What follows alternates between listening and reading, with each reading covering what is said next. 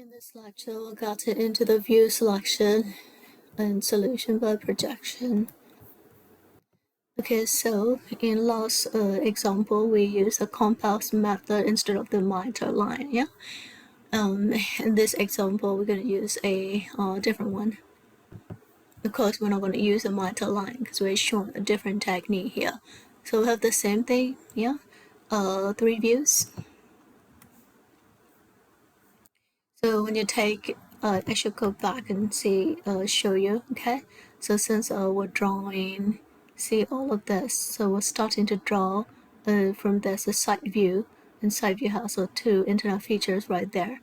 And the method is you're gonna draw lines from all edges, okay? So here, edge, internal edge, center, another internal edge, center, internal edge, yeah?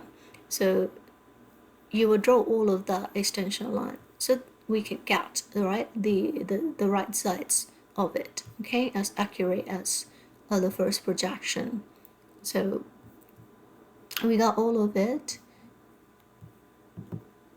Then after that, you can already draw the measurement according to the first projection and out, right? And now we know the internal feature, so therefore we can be able to draw according to these extension lines if you want to cut the time.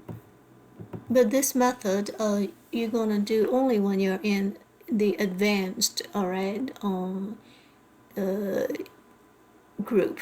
And since you are in beginner group, I will suggest you to please start with the miter line, and probably compass method is okay, and do not use this method, right? This is for the people in the advanced group. Okay.